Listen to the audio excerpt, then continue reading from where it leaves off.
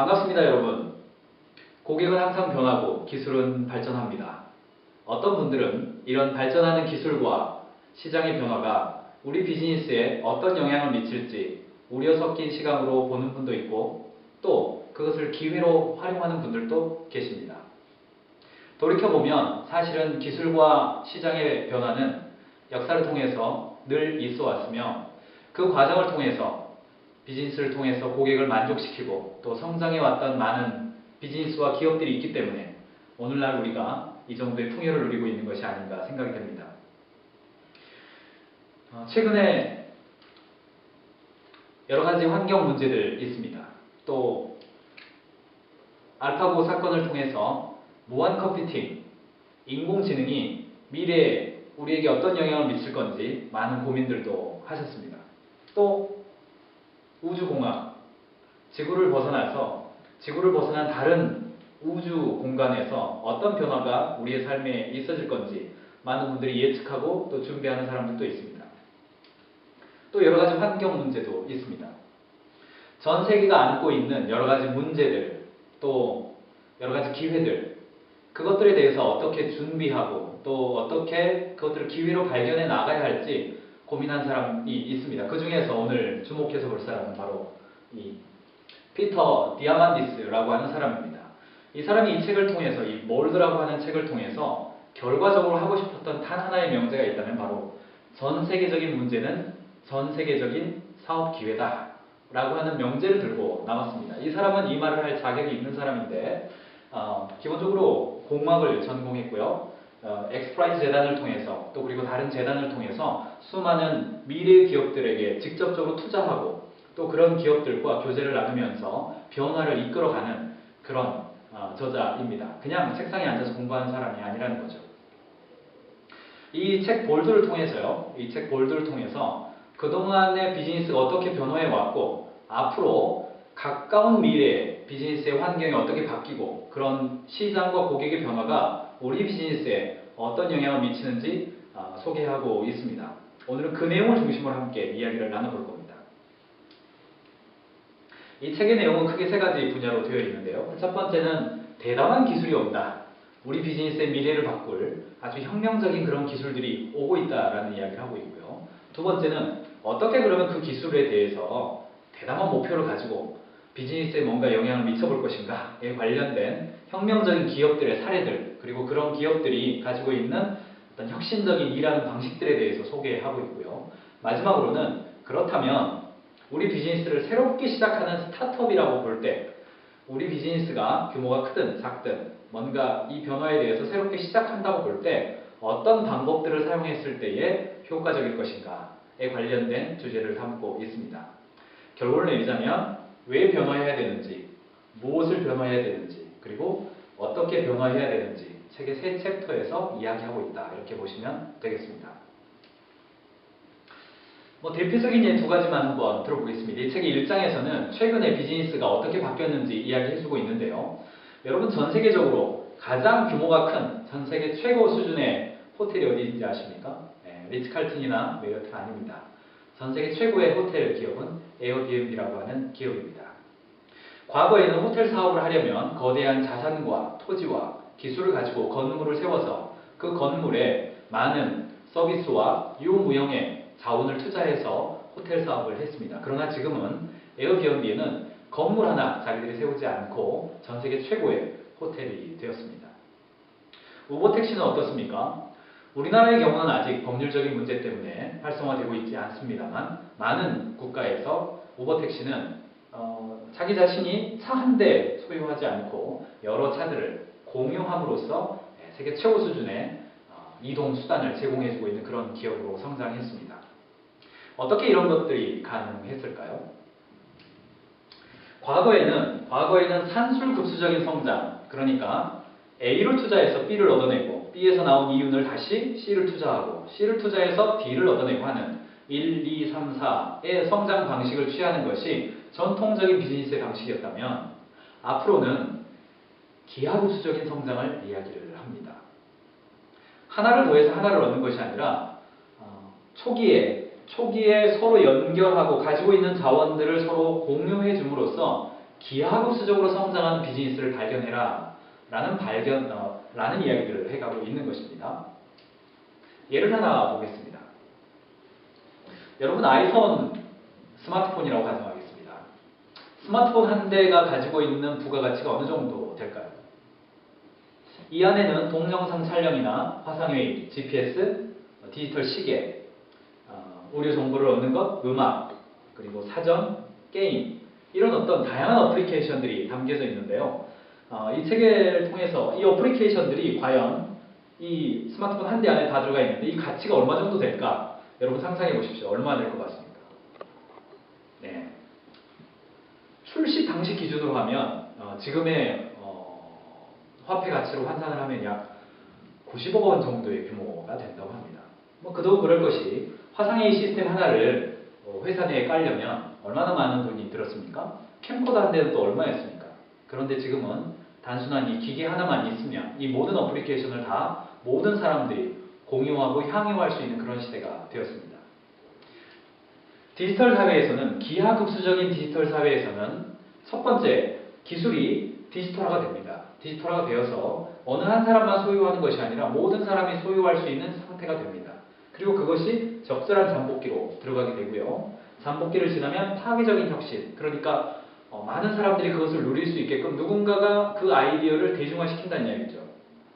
그리고 그 다음에 무료화, 소멸화, 대중화의 과정을 거쳐가게 됩니다. 네, 디지털 기술의 변화의 6가지 흐름에 대해서 지금부터 이야기를 나누겠습니다. 디지털 기술은 맨 처음에 아날로그적인 어떤 결과물들이 디지털로 바뀌게 되죠. 근데 바뀌게 되면 그것이 바로 부가가치를 내기보다는 잠복기로 들어간다는 얘기를 합니다. 이때 너무 빨리 투자를 해서 돈을 잃거나 시장의 기회를 너무 앞서가서 많은 손실을 잃고 포기하는 기업도 많이 생겨나죠. 그러다가 어느 시점이 되면 새로운 시장이 창조가 되고 이 디지털 기술을 이용해서 많은 고객들에게 사랑받는 조직이 나타나게 되죠. 그 다음 단계는 무료화 시점이 나타나게 됩니다. 디지털 기술이 발달함으로써 굳이 사람들이 비싼 비용을 내고 그것을 이용하지 않는 단계가 되죠. 그러면 결국은 그것이 소멸화되고 고객들이 부가가치를 느끼지 않는 단계가 되죠. 그리고 결과적으로는 모든 사람들이 무료로 이용하게 되는 대중화의 단계가 일어나게 됩니다. 카메라를 예를 들면요. 디지털 카메라가 맨 처음 발견되어지는 것은 코닥이 발견했습니다. 근데 그것을 초기에는 굉장히 해상도가 낮았기 때문에 잠복기로 내려갔습니다. 기술이 발달했죠. 기술이 발달되는 시점이 어느 정도 올라가자 코닥을 제외한 다른 기업들이 디지털 카메라를 속속 출시하게 됐고 그 변화의 흐름에서 먼저 따라잡지 못했던 코닥은 결국 역사의 뒤안길에 사라지게 됐죠. 디지털 카메라가 그 다음 거쳤던 길은 별도의 디지털 카메라, 이른바 우리나라에서도 디카의 시대가 있었습니다. 근데 이 디카의 시대가 스마트폰으로 옮겨져 가면서 디지털 카메라를 찍는 기술이라고 하는 것은 무료화의 시대로 넘어갔고요. 지금은 아무도 이렇게 스마트폰을 살 때 이 안에 있는 디지털 카메라가 좋아서 산다. 이거 선택하는 어떤 그런 기준은 고객들이 많이 가지고 있지 않습니다. 그 가치가 소멸화되는 거죠. 그리고 지금은 대한민국 사람이라고 한다면 스마트폰을 가지고 있는 사람이라고 한다면 디지털 카메라는 기본적으로 가지고 있는 대중화의 흐름으로 넘어가게 된 겁니다. 기술의 변화가 맨 처음에는 디지털화로 바뀌었지만 점점점 그게 변화되어지면서 대중화의 시대로 흘러가는 이 6단계를 이 책에서 나는 6D의 과정을 거친다 하면서 이 책에서 상세하게 설명을 해주고 있습니다. 전 세계적인 기술의 변화 중에 우리 비즈니스에 가장 많은 영향을 끼칠, 가장 혁신적인 영향을 끼칠 5가지 기술의 변화에 대해서 이 책은 주목하고 있습니다. 그리고 우리의 비즈니스가 이 5가지 기술의 변화로부터 자유로울 수 없다는 것도 얘기해주고 있습니다. 그 첫 번째가 네트워크와 센서입니다. 이 컴퓨터가 정보를 인지하거나 정보를 아웃풋할 때 센서들이 지금 발전해 가고 있습니다. 우리 인간의 몸은 피부가 어떤 센서가 있습니다. 근데 컴퓨터도 그런 센서 기술이 발달해서 인간이 느끼는 센싱과 비슷한 기능을 구현해내고 있다는 것이죠. 더불어서 그것이 네트워킹으로 서로 연결되어지고 있다는 것입니다. 두 번째, 그렇기 때문에 컴퓨터의 연산 처리 속도가 무한한 처리 속도가 가능하게 됩니다. 과거에는 처리 속도가 많으려면 거대한 방에다가 서버를 두고 컴퓨터를 굉장히 큰 컴퓨터를 둬야 했지만 지금은 굉장히 빠른 시간 내에 작은 컴퓨터로도 그게 가능해지게 됐죠. 그렇기 때문에 결과적으로 인공지능, 이른바 사실 인공지능이라는 표현이 맞는지는 잘 모르겠습니다. 이른바 인공지능이 가능해지고 보고, 읽고, 쓰고 지식을 통합하는 이 과정이 가능해졌죠. 우리나라 사람들은 알파고 이야기하면 모두가 다 이해하는 그런 사회가 됐습니다. 네 번째는 이른바 로봇공학입니다.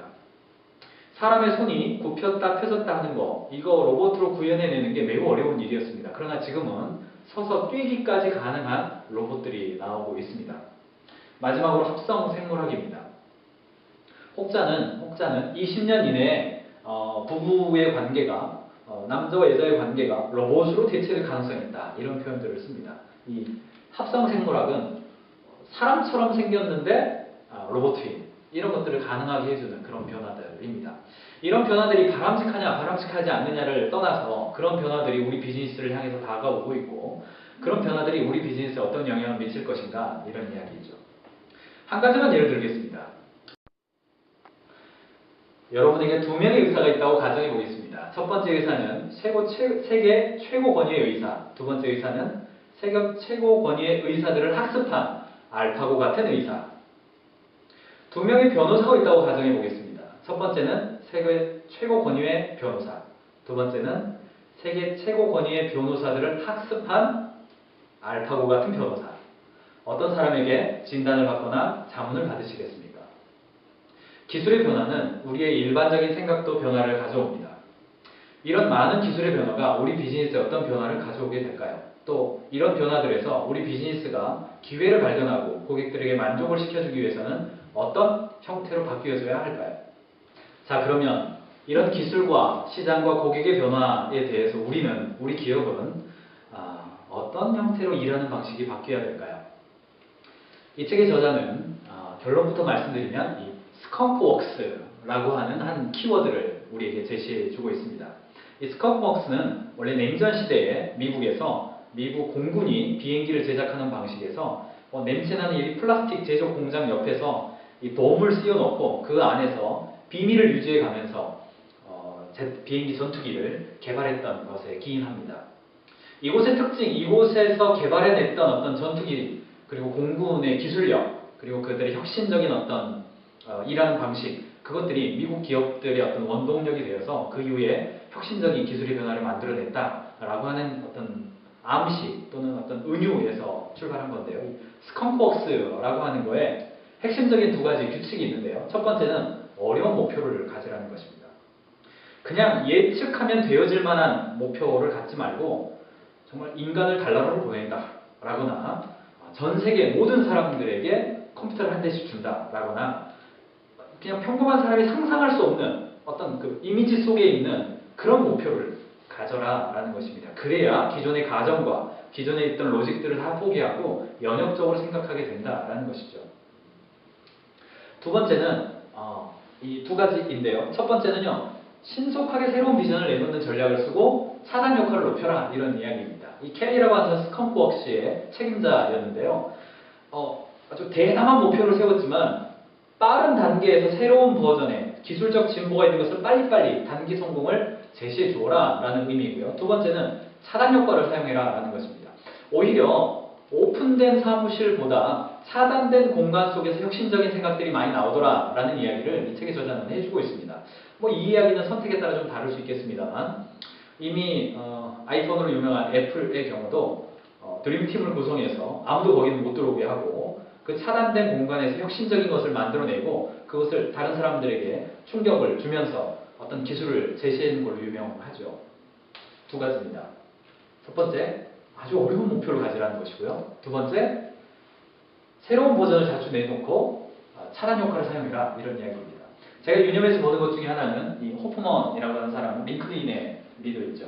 당신의 첫 번째 버전이 부끄럽지 않다면 출시가 너무 늦은 것이다. 어떻습니까? 우리의 출시, 상품을 내놓는 것은 버전 1에서 어느 정도 수준과 스피드로 내놓고 있습니까? 이걸 염두에 보시기 바랍니다. 몰입과 관련된 이야기를 해주고 있는데요. 흔히 우리 업무 몰입도 측정을 하거나 직원들이 업무에 몰입하기를 원하는 경우가 많이 있습니다. 그런데 기술적 혁신을 이루는 기업들은 직원들이 그 업무에 몰입하는 특징을 가지고 있는데요. 몰입의 3대 요소를 얘기를 해줍니다. 첫 번째는요, 자율성입니다. 자신이 현재 하고 있는 일에 대해서 선택할 수 있는 자율성. 두 번째, 통달입니다. 그 일을 실제로 잘 하고 있어야 되고요. 마지막 세 번째, 목적성입니다. 내가 하고 있는 일이 미래와 조직 전체에 어떤 영향을 미치고 있는지 맥락을 파악해야 된다는 것이죠. 다시 한번 기억해 보십시오. 자율성, 통달, 목적성. 응용하자면 배의 선장이 되고 싶은 욕구, 선장으로서 일을 잘하고 싶은 욕구, 마지막 이 항해가 의미 있는 여행이 되고 싶은 욕구, 이 세 가지를 불러일으키는 것, 이것이 혁신적인 결과물들을 만들어내는 기업이 갖고 있는 특징이라는 점이죠. 업무 몰입도를 유발하는 요소라는 점입니다. 여러분의 회사는 어떠십니까? 직원들이 자율성, 통달, 목적성 가지고 있습니까? 구글이 가지고 있는 업무의 8대 특징이 있는데요. 한번 살펴보고만 가겠습니다. 첫 번째, 이용자에게 초점을 맞춰라. 고객 중심이죠. 모든 것을 공유하라. 어디에서든 아이디어를 찾아라. 크게 생각하고 작게 시작하라. 반드시 실패해봐라. 상상력으로 불꽃을 댕기고 데이터로 기름을 부어라. 플랫폼이 되라. 중요한 미션을 품어라. 구글, 혁신적인 결과물들을 계속해서 만들어내고 있는 조직입니다. 이런 원칙들을 볼 때마다 걔네들이니까 됐지, 거기는 좀 다르지, 이런 대기업이니까 됐지, 이런 이야기를 합니다만, 경영자분들이시라고 한다면, 또는 조직의 리더분들이라고 한다면, 이 전체의 하나하나보다는 전체를 이야기하고 있는 리더의 마음이 무엇인가, 그 이면에 자리 잡고 있는 철학이 무엇인가 한번 고민해 보실 필요는 있는 것 같습니다. 기술은 빠르게 변화하고 있고, 시장은 우리가 보다 더 민첩하게 대응해 주기를 원하고 선제적으로 그들의 필요를 만족시켜 주기를 원하고 있습니다. 우리 일하는 방식이 19세기, 20세기 그리고 과거의 방식대로 계속해서 일한다면 고객들의 빠른 변화에 대해서 우리가 대응하기는 굉장히 어렵지 않겠습니까? 네, 볼드 시대에 우리는 어떻게 기업 운영을 해가야 할까요? 이 책의 3장에서 저자가 제시해주고 있는 몇 가지 방법 중에서 포인트가 되고 있는 부분 함께 이야기 나눠보겠습니다. 우리가 하고 있는 비즈니스에서 우리가 가지고 있는 열정과 똑같은 열정을 가진 사람은 몇 명 정도 있겠습니까? 이 책의 저자는 당신이 어떤 일에 열정을 가졌다면 그 똑같은 열정을 가진 사람은 수없이 많을 것이다 라는 전제를 가지고 있습니다. 갤럭시 줄을 만들었던 이 케빈 샤미스키라고 하는 사람은 우주의 지도를 만드는 것에 관심이 있었습니다. 근데 본인이 혼자 하다가 그게 너무너무 어렵고 그래서 그것을 아예 오픈을 했습니다. 그래서 디아웨이 커뮤니티를 통해서, 인터넷 커뮤니티를 통해서 현재는 25만 명이 총 6천만 개 이상의 은하를 지금 분류하고 있는 작업들을 해내고 있습니다. 시민들의 힘인 거죠. 한 가지만 더 예를 들겠습니다. 이 존 제이 로저스라고 하는 사람은 군 복무 중에 누구도 석유 때문에 죽는 일을 없게 하겠다. 석유가 끝났을 때 그 문제 때문에 서로 싸우는 일을 없게 하겠다라는 어떤 사명, 열정 가진 일을 발견을 했습니다. 그리고 친환경 자동차를 개발하는 데 열정을 갖게 됐죠. 결과적으로 그 열정에 동의했던 많은 사람들이 모여서 이 로컬 모터스가 탄생을 했고 세계 최초 오픈소싱 자동차 생산 업체가 됐습니다. 친환경 자동차를 생산해내고 있는 거죠. 하나만 더 예를 들겠습니다.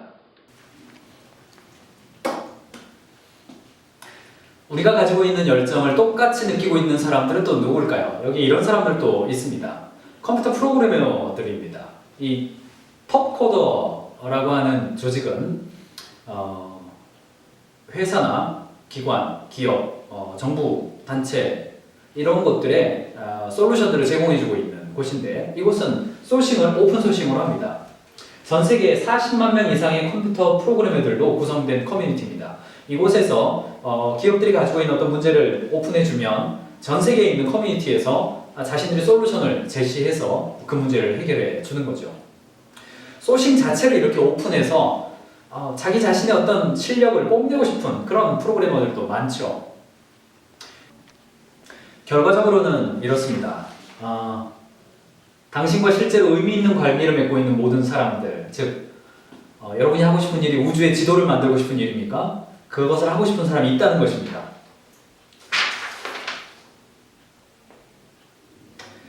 누구도 석유 때문에 죽는 일이 없도록 해서 친환경 자동차를 만들고 싶은 일입니까? 그것을 하고 싶은 사람이 분명히 주변에 있다는 것입니다.